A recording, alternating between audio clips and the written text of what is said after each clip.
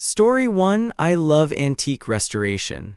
Online, I found a detailed Victorian dollhouse, impossibly cheap, an undeniable pull. It had to be mine. Its tiny windows and trim captivated. Despite blurry photos, I felt a deep connection. More than a project, it felt profound. I bought it immediately. Seller was vague, hauling the dusty dollhouse inside. A shiver ran down my spine. It felt colder than autumn air, unsettlingly heavy. On my workbench I cleaned. A faint, cloying scent like old potpourri and metal emanated. Deeply unsettling, it lingered. Disassembling a staircase, the air grew heavy. I saw nothing, just my silent apartment and the dollhouse waiting. That night I felt watched. Every creak seemed amplified. I dismissed it, but unease tightened. The feeling persisted. Days passed, miniature furniture shifted. A tiny rocking chair, still moments ago, would be askew. My imagination, I hoped. Miniature teacups kept rearranging, too precise, too frequent. A subtle game was being played, involving me. Then dreams started, vivid, lucid. Inside a full-sized dollhouse, observing, rooms were grand yet profoundly lonely. A small girl appeared, Alara, I knew, long dark hair, faded dress. She played alone, always alone, with miniature furniture. Her silence was deafening. She never spoke, never smiled, just moved dolls. Deep sadness seeped into my heart. I dreaded sleep yet longed for it. Dreams felt real, sadness potent. I'd wake with tears, haunted by Alara. Dreams bled into waking life. Sanding a window, I saw it. Alara's pale, wide-eyed face reflected, then gone. My heart pounded. I dropped the frame. Imagining, or Alara escaping dreams, reality blurred terrifyingly. Flashes became frequent, vivid, her face sad, scared, pleading, seconds long, leaving me breathless. Objects in my apartment moved, keys vanished, reappeared, books fell, her presence spread beyond the dollhouse. My cat Mittens avoided the dollhouse. She'd hiss, fur bristling, eyes fixed on something unseen inside. Tiny dollhouse doors closed, would creak open. A faint, melancholic child's cry drifted at night, undeniably real. I heard whispers like dry leaves, voices from the dollhouse, mournful, childish murmurs, a chilling, constant presence. Fear warred with empathy. I had to understand its origins, its past. The internet was a labyrinth of vague hints. I found vague mentions of a tragic incident involving the Blackwood's daughter. Hushed rumors, old clippings hinted at sorrow. Visions detailed. I felt Alara's emotions, neglect, crushing loneliness, fear of a harsh adult always near. I saw her small hands tracing wallpaper, her only companion the miniature world, dollhouse, refuge but also prison. Dread enveloped me. The dollhouse was a memory, an echo of suffering. I had to understand to ease her torment. The dollhouse scent grew stronger, sickly sweet decay, dust, metal. It clung to me, a constant dark reminder. I found a faded letter inside the nursery. It spoke of poor dear Alara, so sickly, so alone. A chill went down my spine. Letter mentioned her grand dollhouse. It confirmed my fears, her entire existence, sanctuary and cage.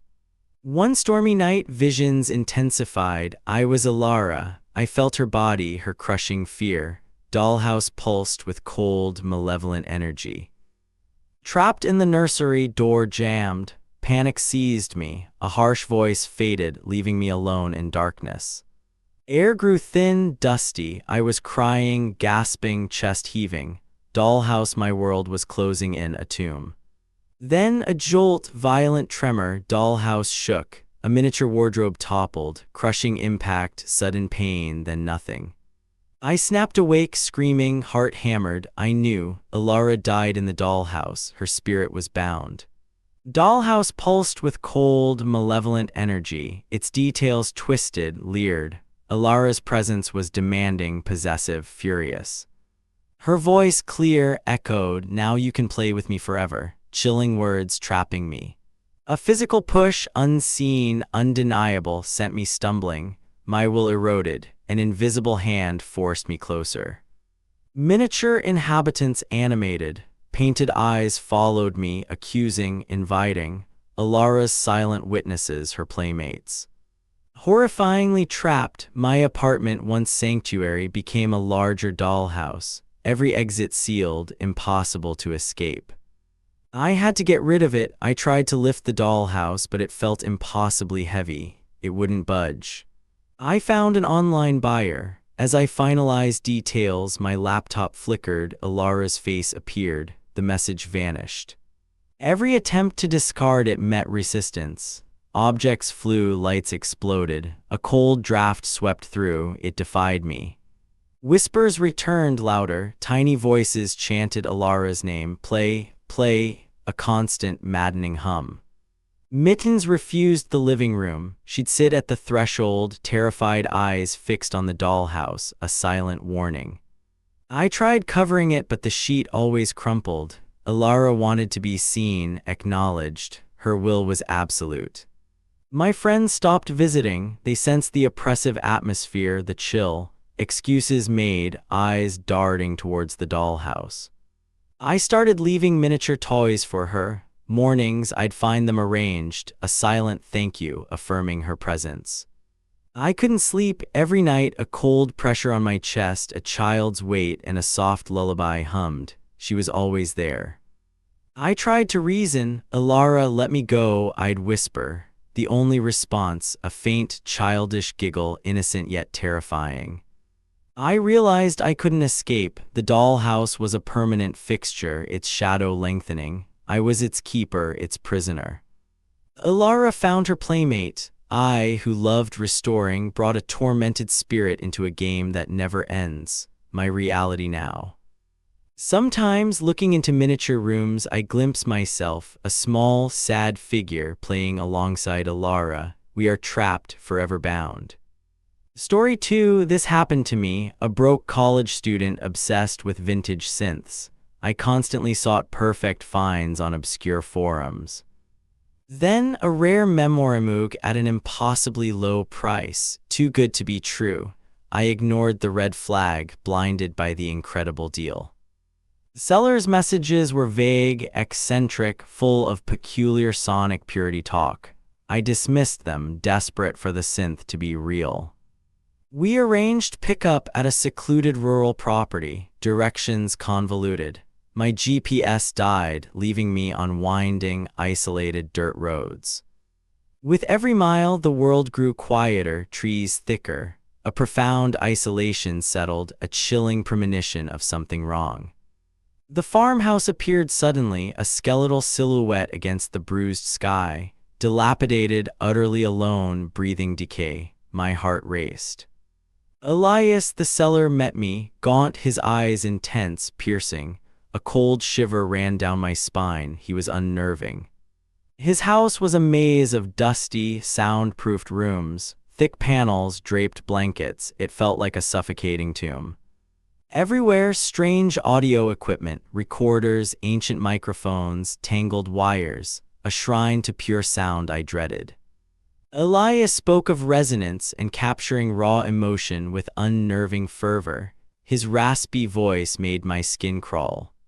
He led me to the Memorimug, pristine on a worn table, a stark contrast. My heart still yearned despite growing dread. I noticed faint organic scratches on its surface, not wear but irregular, like something alive etched them. I dismissed it. Elias insisted on a demonstration. He plugged it in, the room hummed. His skeletal fingers hovered, disturbing anticipation.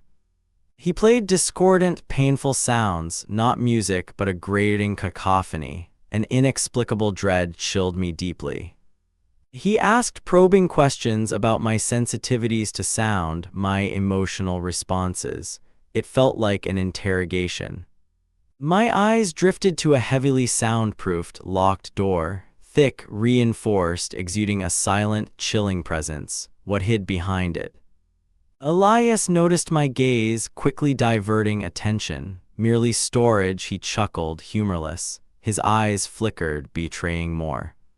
I tried to regain composure, so the price, I began, attempting to escape the suffocating atmosphere, returned to normalcy. Elias cut me off, a chilling smile. You must hear its unique recordings, he whispered. Its true essence is capture. He didn't wait. His fingers moved with ritualistic grace, pressing buttons. The air grew heavy with unspoken dread. Initially abstract noise, a low hum, distorted static. Unsettling, but I rationalized it as experimental art. I clung to normalcy. Then faint whispers emerged, not words but breathy, desperate sounds, subliminal, like secrets clawing out. Whispers intensified, joined by faint gasps, shallow and ragged. My blood ran cold. This wasn't art, it was terrifyingly real. Then unmistakable, agonizing human screams beneath the synth. Raw, visceral terror. It stole my breath, froze me. Screams echoed, a symphony of torment. They were real. Every fiber screamed to run, but horror paralyzed me. I looked at the synth. Scratches pulsed, deepened. Not organic lines, but dried blood, caked in grooves. A sickening realization. Elias's eyes gleamed with disturbing, ecstatic light. He turned to me, triumphant. The synth captures suffering's essence. He gestured towards the soundproofed door, and the source, he added, dripping pride, is right there, pure resonance. Pure terror seized me. Room, equipment, obsession, screams, blood. Elias wasn't eccentric, he was a monster, I knew. Elias was a sonic sadist. My dream synth, not music but torment, a conduit for pain I had to escape. Elias sensed my understanding. His smile vanished, replaced by a menacing glare. He blocked my path, trapping me. My heart pounded, a frantic drumbeat of adrenaline. Every instinct screamed to fight, to run, but fear rooted me. I needed a plan. I feigned fascination. Incredible, I choked out. Could you play more? I want to understand, my voice a whisper. Elias paused, eyes narrowing, studying me. Had he seen through my act? Silence stretched, suffocating. I searched for an opening. He considered it, perverse pleasure returning. A true connoisseur, he murmured, turning to the synth, his back to exit. My chance. In that split second I moved, abandoning synth, dream, everything but survival. I lunged for the soundproofed door. Diversion. Elias let out a guttural, inhuman roar. Pure rage, thwarted obsession. Not a man's sound but a predator's, terrifying. I fumbled with the soundproofed door's locks, fingers clumsy with terror. Metallic clicks echoed Elias's shouts. I needed a way. The door burst open, not another room but a dark corridor leading to a back exit. Adrenaline surged. I didn't dare look back. I burst into the cool night, scrambling to my car. Elias's roars faded. I jammed the key into ignition, hands shaking. Engine coughed, sputtered, then roared. I threw the car into reverse, tires spitting gravel, and sped away. Fear clawed. In my rearview mirror, I saw him, Elias, a silent, watching silhouette in the farmhouse doorway, menacing against distant glow. He watched. Miles later, cell service flickered back. I called police, voice hoarse, recounting impossible screams, synth monster. They listened skeptically. They searched for hours, found nothing. No Elias, no equipment, just an abandoned farmhouse, eerily empty. My story was delusions. They dismissed my story, no evidence, but I knew what I'd seen, heard. Lack of proof amplified my terror. He was gone. The sounds, the screams, Elias's smile, they haunt me. Every night they echo in nightmares, a symphony of suffering.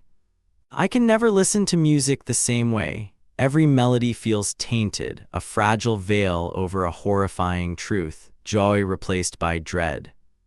I still wonder what was behind that door. A single victim, many, was the Memorimug just one instrument? Questions gnaw. And if he's still out there, as I believe, finding new instruments, new recordings, capturing suffering from unsuspecting souls. The thought chills me. I escaped, but the horror never left. It lives within me, a silent scream. Some deals are too good. It could happen to anyone. Story 3: Glimmer and Gem was my online sanctuary, my home studio. Then, user 404 placed a custom order, changing everything. A custom necklace, but their profile was blank, no picture, no history, just user 404. A strange chill settled in. Their first message wasn't about the order. "I saw your new display last Tuesday," it read. My display wasn't public. How could they know? My studio was private. A cold dread, a feeling of invasion settled. I couldn't shake it. I tried to rationalize a neighbor, but the unnerving specificity, the casual tone, felt too intimate, deeply unsettling. Messages from user 404 grew frequent. "Hope Mittens is enjoying her nap on the desk today. My cat Mittens was napping." I froze. Mittens was there. Another, "That tuna sandwich looked delicious." I hadn't posted it, beyond coincidence. My quick post office trip was next. "Did you get expedited shipping?" Only I knew. My skin crawled with fear. I frantically checked my devices. No webcam, no compromised phone, yet being watched intensified. My sanctuary was gone. I scrutinized my digital presence. Accounts private, no breadcrumbs, yet they knew my life's smallest unposted details. The user 404 necklace progressed. Delicate silver, unique amethyst. I had to finish it, despite growing dread. A strange request, a tiny E etched on the clasp, my initial. My hands trembled as I worked. My studio, once haven, now a cage. Every shadow shifted. A constant, heavy presence suffocated me. I checked windows compulsively. Nothing, just the quiet street. Yet the certainty of unseen eyes persisted. Sleep became luxury, dreams of blank profiles whispering my routines. I was exhausted, terrified.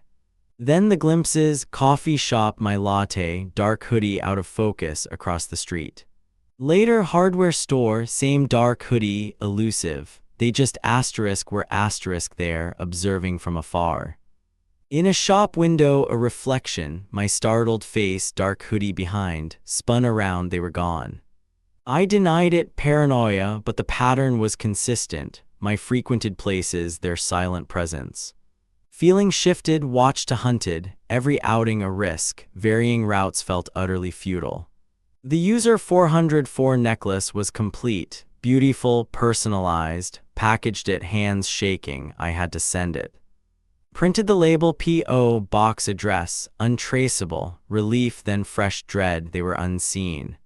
Post office trip, pure anxiety, scanning faces, cars, heart hammered, just wanted package gone. Dropped package into slot, unsettling, releasing a piece of myself, rushed home, not looking back. A few days, a lull, no messages, no glimpses, I dared to hope, was it over? Short reprieve, sightings Boulder, same person, dark hoodie, outside my apartment building. Walked past my studio window slowly, not looking in but suffocating. I felt trapped. Reinforced locks, chain, security camera, futile attempts to wall off encroaching fear.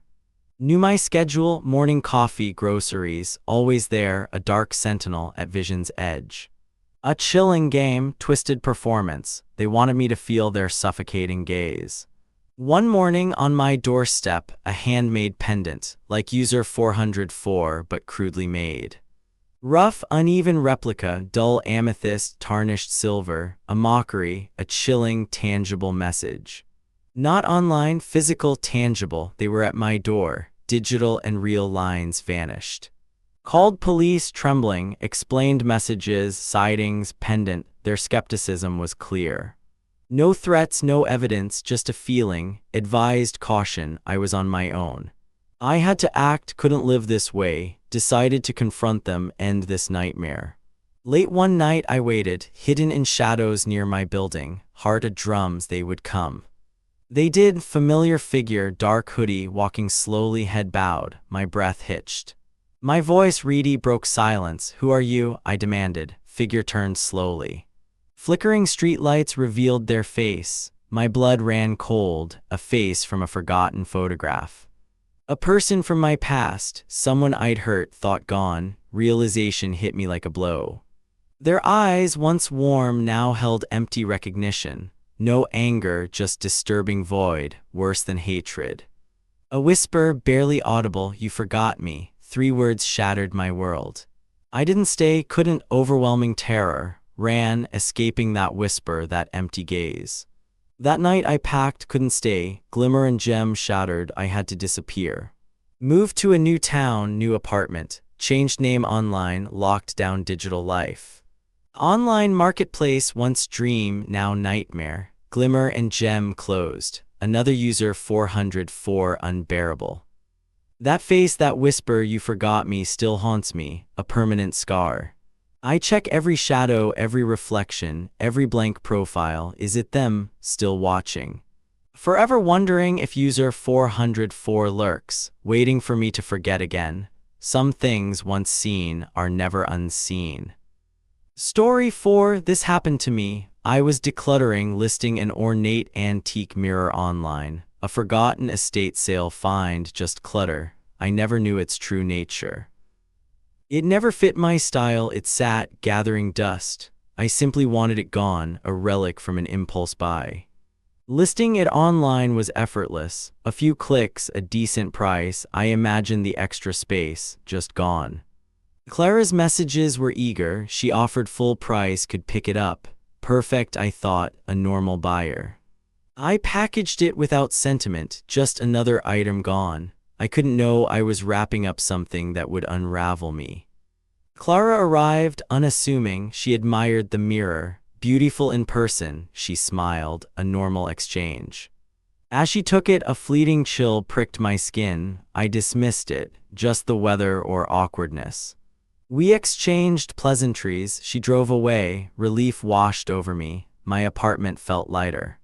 That brief unease lingered. Post-transaction jitters, I decided. I quickly forgot it. My apartment felt emptier, a good thing. The mirror was gone. I was free, I believed. This was just the beginning. Days later, Clara messaged, "Mirror looks fantastic, but peculiar reflections." My heart jolted. She described subtle shadows moving, attributing it to imagination. Light-hearted, but a hint of concern.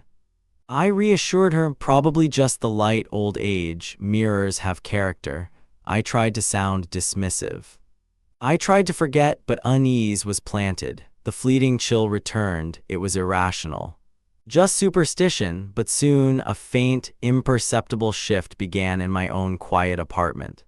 Clara's next messages were urgent. Shadows are clearer, distorted faces, a woman with empty eyes. A palpable presence, draining coldness. She felt watched, exhausted. Her fear was palpable. More photos, frantic, blurry, but anomalies. Spectral hand smudges, undeniable. "It moves," she messaged. "Always behind me. Reflection lingers. It's playing with me." I checked my phone constantly, dreading messages. The light-hearted buyer was gone. Guilt tightened. Whispers when alone, cold breaths. Her home felt shrinking, consumed by the mirror's aura. Last photo, mirror covered, but a faint glow. Won't let me cover it, pure terror. A woman losing grip, tormented. I felt chilling responsibility for what I'd sold. Call her haunted mirror, insane, but Clara's terror was too real. Messages fragmented, desperate, each a punch. Mirror was a cage, a dark window. Odd things began here, cold spots, sudden localized, goosebumps even in warmth. Fleeting peripheral shadows danced, nothing there but I saw them, always. Feeling watched became constant, eyes on my back, a silent observer, my spine tingled. Objects out of place, keys on table not hook, book closed not open, unsettling shifts. I second-guessed, tired, imagining, but regularity chipped skepticism. I wasn't crazy. Silence felt heavier, charged. Mirror's empty space filled with something I couldn't perceive. I'd wake up convinced of whispers, rustles, heart pounding, listening to oppressive silence. My plants wilted, leaves browning, energy drained. Cat stared, agitated at empty spaces. Erosion of safety, slow dread, insidious horror weaving into my life. It was here. Not coincidences, mirror gone, but its shadow followed, my penance. Clara's final messages, terrified pleas. Take it back, please, it's here, it's looking at me. Not just reflections, it's manifest, it breathes, I hear it, it touches me, beyond rational. A malevolent entity present, tormenting her. It wants me, please help me. Then silence, no messages, no calls, a void, my blood ran cold, Clara was gone. I called, messaged, voicemail, no reply, Clara gone, consumed by what I sold her. Disturbed, affected, I researched the mirror's provenance, its dark history. Traced it to an antique shop, then old estate records, local folklore surfaced. Accounts spoke of mirrors as conduits, spirit prisons. My heart pounded, not decorative. The mirror was a vessel, a gateway. I was part of its curse, truth emerged. Selling it hadn't severed my connection. It extended the entity's reach. I wasn't free, I was bound, entity tethered to both Clara and me, guilt suffocated. Clara lost, a victim of my malevolence, my unwitting connection, a horrifying reality. Clara unreachable, one night before my bathroom mirror it happened, my reflection shifted, not me but asterisk it asterisk. A cold whisper, a voice not mine, echoing fears, an icy touch, it was here, with me. I live with it, watched, forever tethered to the entity I unleashed, some histories never sold. The mirror's echo is my inescapable reality. Story 5, I'm Alex, a gig economy driver. It was a slow, late night, my bank account looking bleak. Desperate for cash, I scrolled an obscure new delivery app. This app, Night Haul, promised higher rates for unusual jobs. I should have known, but desperation won.